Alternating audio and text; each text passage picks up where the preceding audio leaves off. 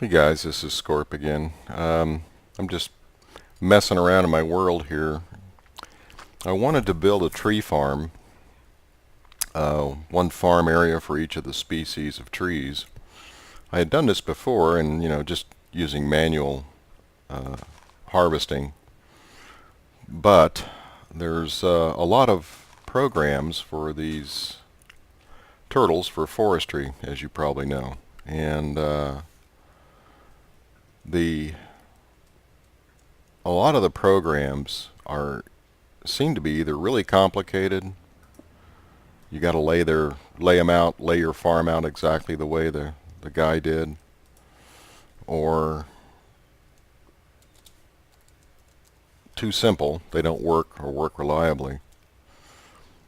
There was one written by a guy early on, a while ago. I think he abandoned this, but it's called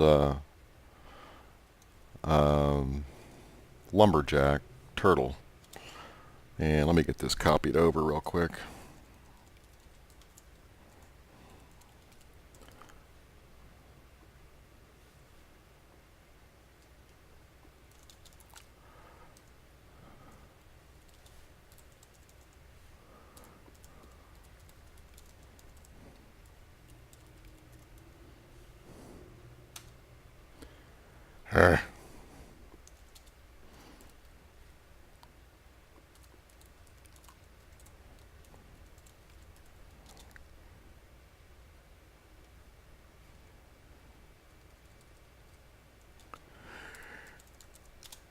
Tell you one though, if you don't know this language, it takes a while to pick it up.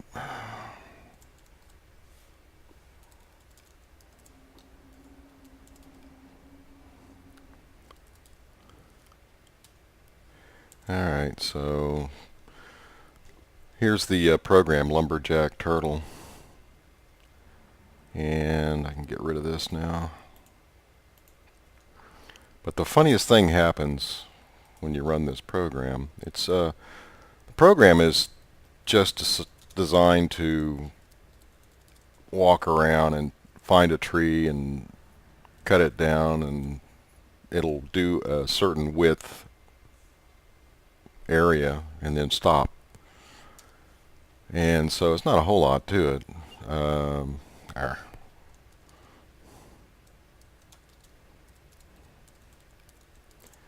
And I was looking at it and I was thinking, wow, what is causing it to do this weird behavior? But basically, all it's doing is looking forward, finding something, digging it, coming back down, and then within a certain area, and blah, blah, blah. No big deal. Nothing very complicated. And funny thing,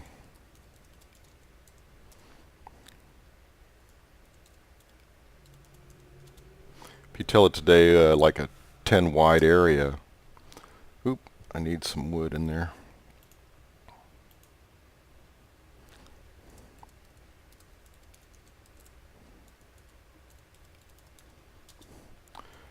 With just the variable 10.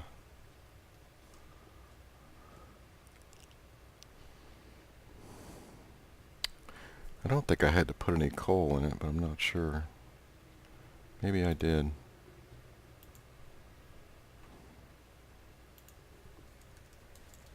I was playing with this morning a little bit. Let me double check something here.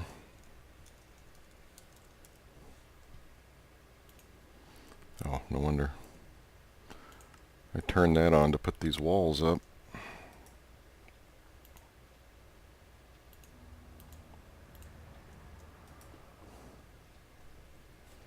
Let me try this again.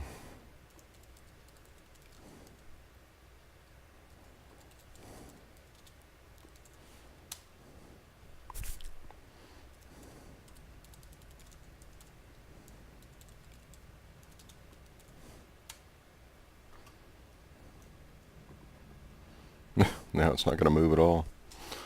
I'm probably doing something wrong. Like misspelling it.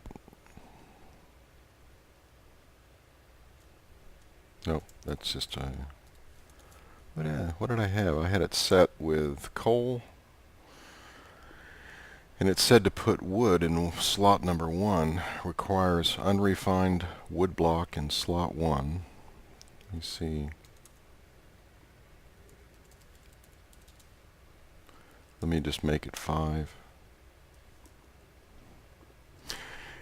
But anyway, I finally got it to run a couple of times, and it found each tree, climbed the tree, but it only harvested the leaves on the way up, went over the top of the tree, went around in a couple of circles, and then it went straight through the roof all the way to the surface, which I thought was cool.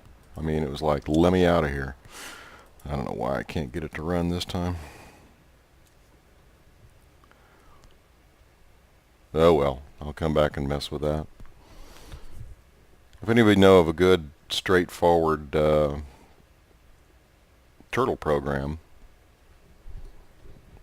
let me know. What I want to do is make these cells, about 4 of them here, going back in, with, you know, like a glass wall here, and then chests along the wall where the turtle will dump the wood, which then I can access from my side of the wall. So here's a chest, here's a chest. He accesses it back here, glass wall over. I can come over and grab the wood, or I just iron pipe it up, or what do they call it, transport pipe it up to the upper floors. But that turtle's probably going to go into auto mode and destroy my nuclear reactor or something. I'll just let him think about it. But also I was messing around with my Thaumcraft area, trying to flesh it out. I need some light in here. It's kind of dark. And I looked into growing crystals, and there was kind of not a lot of information on Thaumcraft. I guess it's new, but or relatively new. And a lot of the stuff everybody wants everybody else to try to figure out on their own to have the fun. But I tried to research crystal growth, and I finally just said, well, to heck with it. I'm going to plant a bunch of crystals and see what happens. So I decided to plant them here in my Thaumcraft area on the wall, hanging from the ceiling. And that gives me easy access to them, to harvest them. And I just kind of threw them up in random order.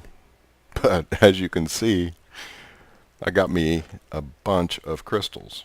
So let me show you. You have to make one of these devices called the crystalline bell. You've got to research it and pick up the recipe. But the crystalline bell allows you to tap any crystal of more than 2 shards, such as this one is 3 and this one is 2. You probably already know this, but if you just tap it, right click it, you can take 1 shard at a time. So it leaves the seed, the original seed crystal there, and gosh, these things actually grow pretty darn fast. I don't know, every half hour, you can come through here, and probably half to maybe a third of these crystals will have an extra shard, which I think is just really cool, because I don't intend to do a whole lot of mining in this particular map, and that's the way you're going to get most of the crystals, other than some drops. And not even sure how many I'm going to need, because like I said, I'm just starting in the Thaumcraft stuff. But I thought, well, I might as well. I always set up farms for anything that I'm going to need in large quantities. Automated farms, usually, if I can figure it out, or get somebody's ideas off YouTube. But this is neat. I really like this. I mean, look at how many crystals. And I've only covered a quarter of the room so far. I need to relay this out. It kind of got it off center. Uh-oh, my inventory's full. Trees and crap. That's funny. See, it's magic. Anyway, so, I mean, I don't even really know what I'm going to be using because I haven't discovered most of what's going on in this mod. But I think it's pretty cool. And, hey, you know, Christmas is coming up. I don't have to hang my decorations. So, it's funny. Look at that, 4 fire crystals. And there was a lot of conflicting information. Oh, the V taint ratio has to be right, the this, the that. I even use them for decorations here. Sculptures. But, you know, and there was a lot of debate and people stating obviously what they didn't know to be accurate. And all I did was plop them on the ceiling, and I can't keep up with them now. I mean, you know, this is just one harvest, and you can do a harvest at least every hour. And by the time you finish one circuit, you come back, you'll find more have grown. That's how ridiculous it is. I suppose if you make a farm big enough, you know, it'd be endless. I also saw one guy's automated attempt to, or I guess it worked, but attempt to get them down automatically and put them into a chest. But see, this is where we started. I bet you there's at least one of them that's already split into another crystal here. You know, maybe not. But that's a buncho crystal. And my V's taint ratio is good. It's not overwhelming. But, I mean, I don't think that affects it in a large way, at least in a normal ratio. I reassembled some silver wood trees in here. And if you watch my V's taint meter down there in the lower left, or lower right, you'll see that certain areas, I think I'm on the cusp of a chunk here also, but I mean, look at that, from 1600 to 3600, a 2000 increase. So, and it maintains that over to here, which shouldn't be a chunk boundary. That looks like a chunk boundary there, but I don't know what's going on. These things emit some serious aura. They're V-zolific. But it seems like the reassembling the tree, there's no seeds or saplings that drop that I know of from these trees that you can plant and get a tree from.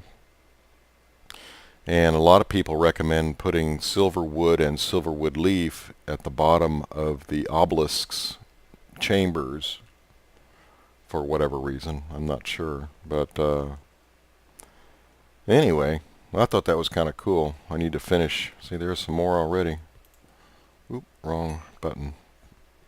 Need to right click it with the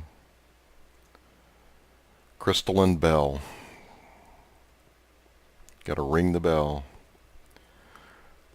Anyway, I thought that was cool. But I somehow, when I was laying these out, I got the spacing here messed up. But I'll have to redo that. And I don't want to. Oh, my bell is almost worn out. Look at that. So I have a solution for that. I just put it in. I added a little more to my V system. I've got this overly elaborate purification system in between each tank with a extractor purifier.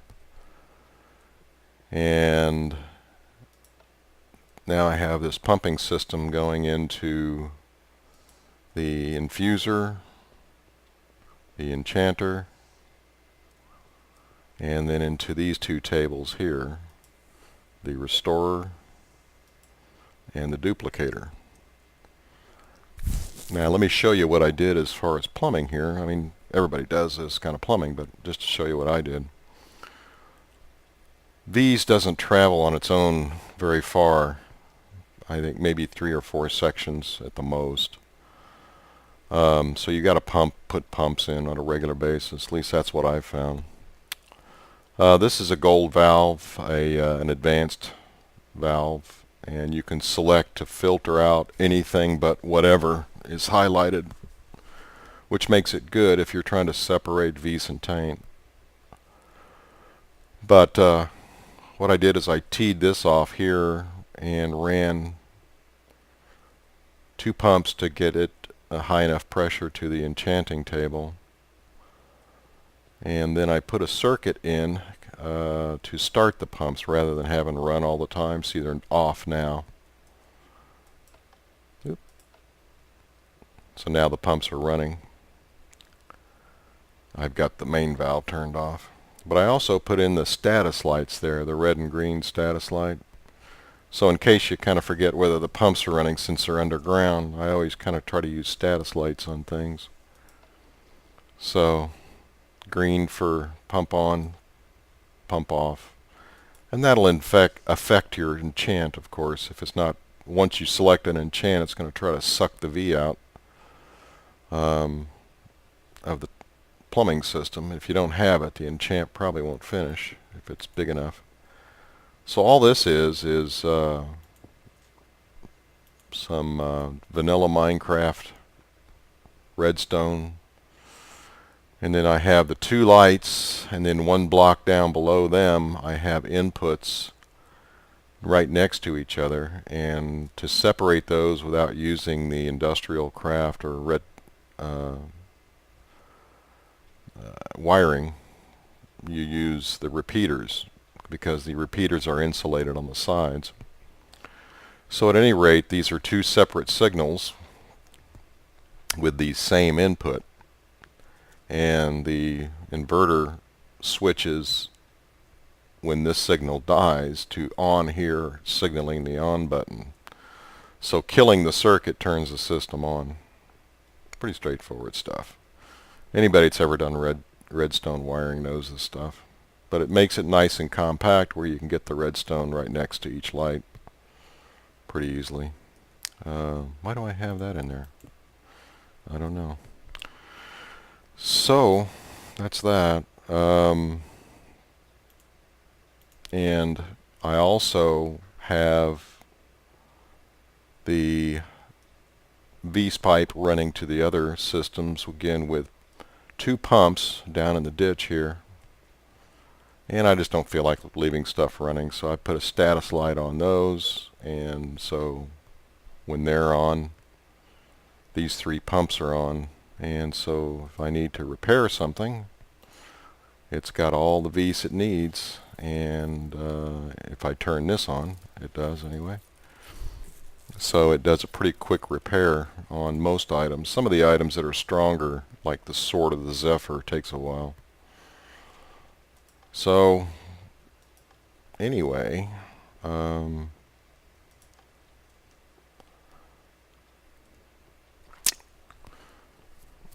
I think what I'm going to do is take a trip to one of the mist worlds that I created. I had a you know what, I think I'll do that in another video and split it up into 2 parts, because it's going to get kind of long. I think I've already been yakking. This is my 2nd YouTube video, guys, and I'm just kind of getting geared up for it to make it, you know, polish it, the presentation a little bit, so it's easy to listen to. But let me know what you think. See ya.